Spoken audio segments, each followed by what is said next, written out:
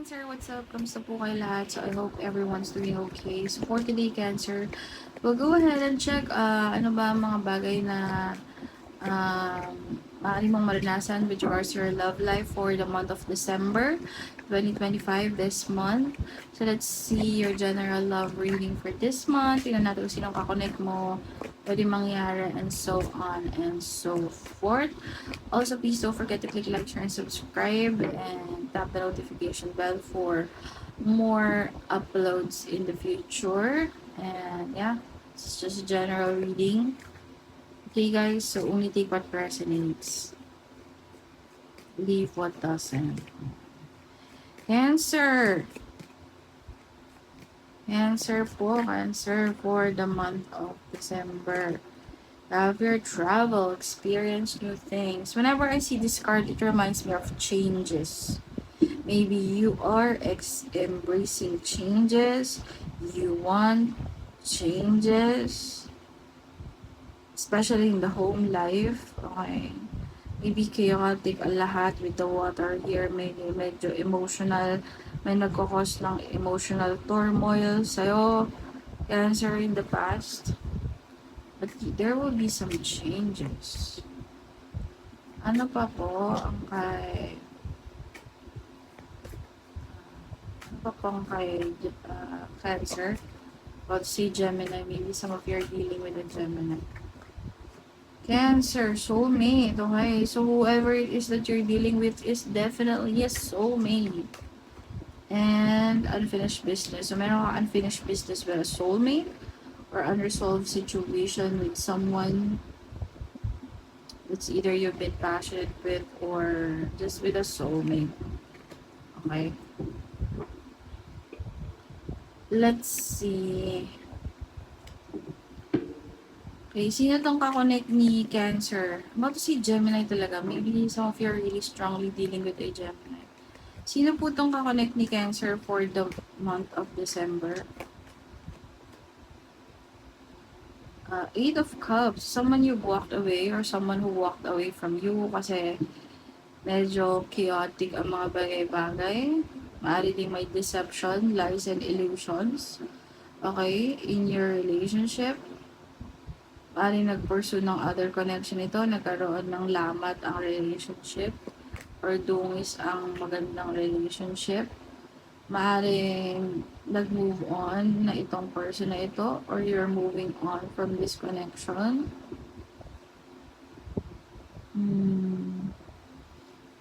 Who is this person na connect po ni Cancer for the month of December? Got here the Magician card. Could be a Gemini, Libra, Aquarius, Cancer, Pisces, Scorpio, or an Aries, Gemini, or Virgo. I don't know if you're manifesting ending with this person or you're manifesting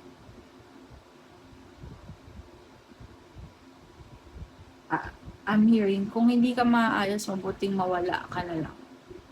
Kung hindi ka maayos, mabuting mag-end na lang tayo, ganun. Okay. What happened in the recent past with Cancer and their person? World card. So there could be some type of ending na nangyari. Okay. Between you and someone else. Yeah, I'm seeing period of rest. So baka nag-break kayo. Sometimes period of rest could also talk about breakup for me. 10 of Wands, maaari kasing burdening na yung situation nyo. Okay, maaring too much burden is in the connection. Ganyan. So, maaring hindi rin nakikipag-cooperate sa'yo yung person mo is what I see. So, nag-decide na lang i-end your relationship. Kaso medyo burdening pa rin.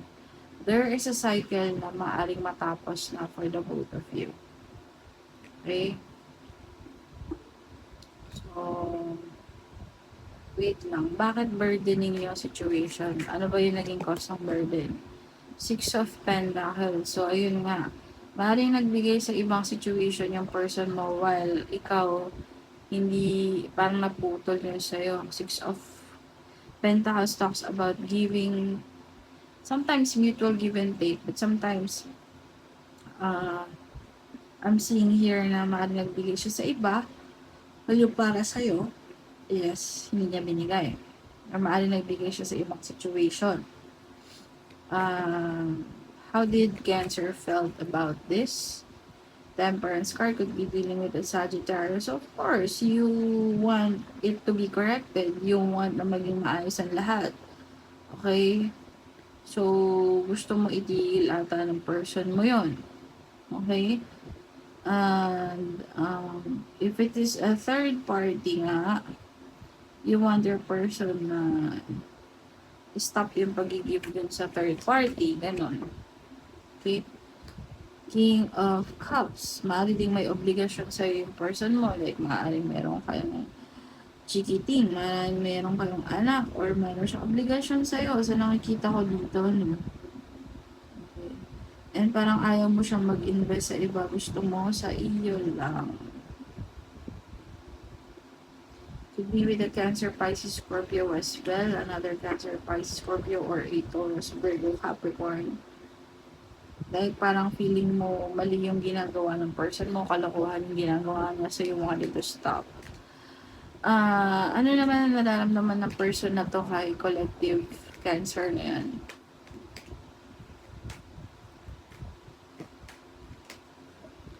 Eight of Wands, so merong gustong iparating ang person na ito sa'yo. Could also be a fire sign, Aries, Leo, or Sag. Kaso for some reason, nararamdaman ko na medyo broken yung communication path. Okay, so maaaring may blockages, merong ayaw makipag-usap, meron silang gustong sabihin or i-address. Yeah, the Ace of Swords, they want communication. They want the truth. Kaso Four of Cups. Someone's feeling dissatisfied maybe about them. Could be you, Cancer. Okay.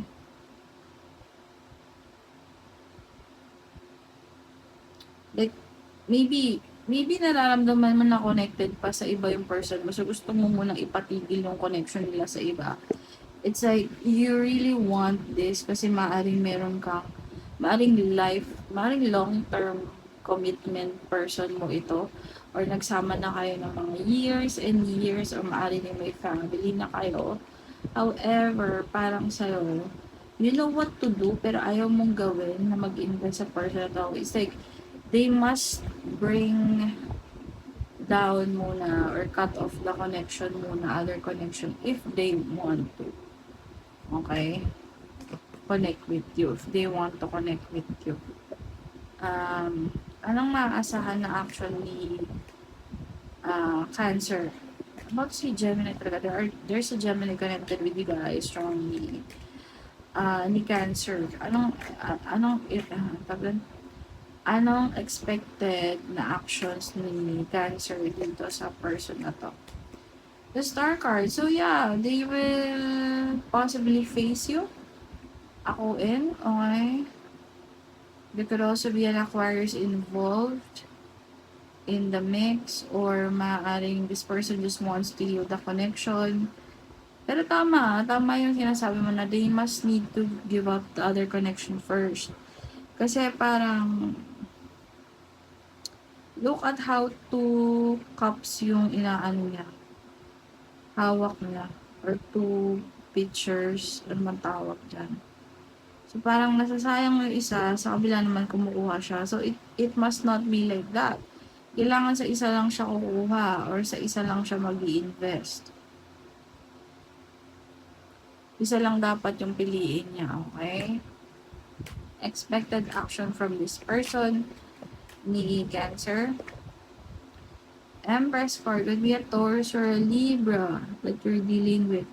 So, expect mo na this person may address yung problem nyo in December. Humarap siya, maging passionate siya sa paningin mo. Nakikita ko rin na baka something about tangible material things, so baka bigyan ka nila ng something, or maaring ibigay niya yung gusto mo, o What is the Empress card here?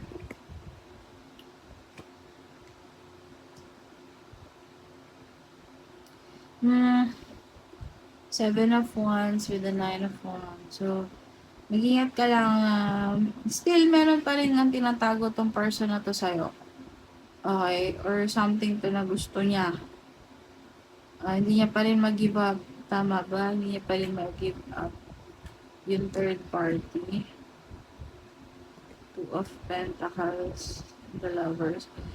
Meron man siyang kakonect, it's just codependent. It's just parang fling-fling, not really fling-fling situationship or a casual relationship or ang tinatawag na non-conventional. Okay, so maaaring hindi niya mabitawan yun because of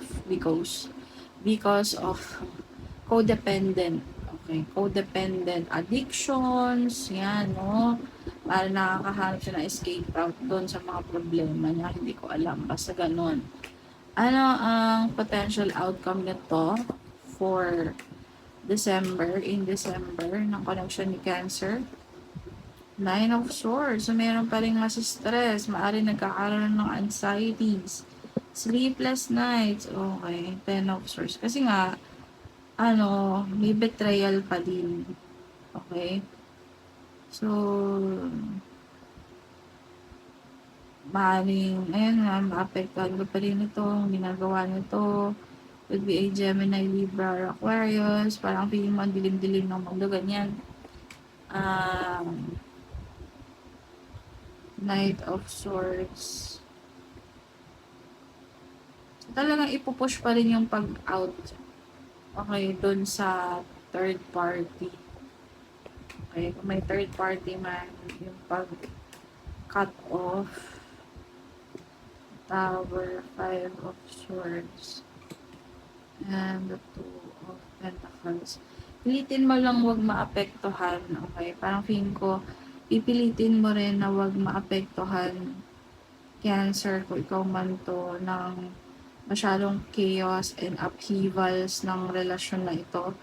And parang feeling na pinaglalaroan ka or dina-downplay ka ng iba. Advice para kay Cancer. So, be strong, Cancer. Be strong. And pray, pray, pray. Advice para kay Cancer. Wheel of Fortune. Things will turn into your favor. Karma will strike. Kasi karma yan eh. Emperor card. Okay. This is the card of control and authority. Oh, puro major arcana. Oh my God. The sun will shine. Okay, so just keep holding on. Cancer, is what I see. Keep holding on. Patuloy kang manalik. Patuloy kang ipaglaban yung tama. And the sun will shine. Okay? I'm seeing lalo, especially kung may obligation siya sa your responsibilities. Okay? So, there. Ano pa? Hindi pala ito. Sorry po, wala ako oracle cards to wrap up the reading. Oracle cards, ano pa po ang messages for Cancer? For the month of December sa kanilang love life. Distance. You and your partner may be physically or emotionally distant. Okay, so baka may distance between sa inyo, physical man yan or emotional gap. Ganun. Someone else. See, I told you, there is someone else in the story, someone in the middle. Someone is trying to sabotage this. So, meron talaga sandyan, nananadya, naguluhin yung connection nyo, pumagit na. Okay, come in between sa inyong dalawa. Honeymoon phase, attending someone's wedding, and let go. Okay. I don't know kung medyo napapagod ka na rin dito. Cancer, yung parang feeling na malapit ka nang gumiwa talaga dito sa connection na to. Make room for the new beginning. Kasi the butterfly talks about transformation or endings, death card. So, honeymoon talks about parang papunta na doon, transition, no? So, nagsisimula ka na either mag-let go, nagsisimula mo ng isipin na mag-let go. Okay? Or may nag-isip na dito na mag-let go. Hopefully, yung partner mo yung nag-iisip na mag-let go ng other person. Okay? So, yun lang naman, Cancer. Thank you so much for watching. I hope you enjoyed the reading. Please don't forget to give this video a like, share, and subscribe. And see you on our next readings, guys. Bye!